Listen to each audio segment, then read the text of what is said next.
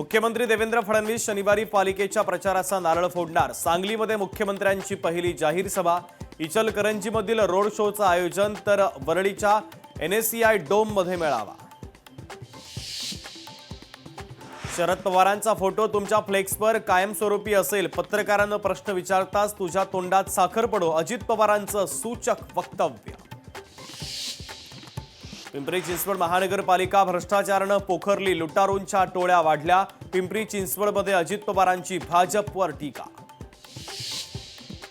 काहींनी माझ्या नावानं बोंबाबोंब केली, अजित पवार माझ्या पाठीशी आहेत, नवाब मलिकांचा भाजपला टोला।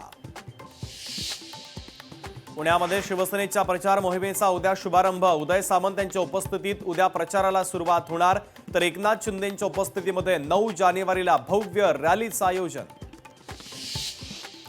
आदित्य आणि अमित ठाकरेंकडून जाहीरनाम्याची घोषणा, मुंबईत 700 स्क्वेअर फुटापर्यंतच्या घरांना प्रॉपर्टी टॅक्स माफ करण्याचं आश्वासन, घरकाम करणाऱ्या महिलांना 1500 रुपये स्वाभिमान निधी देणार।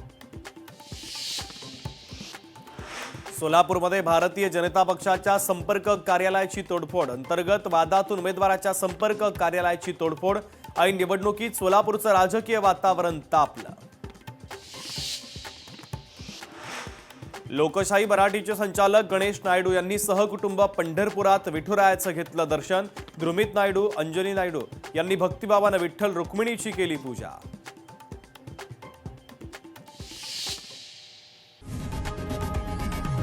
लोकशाही मराठी ऐका, पहा, जागरूक रहा।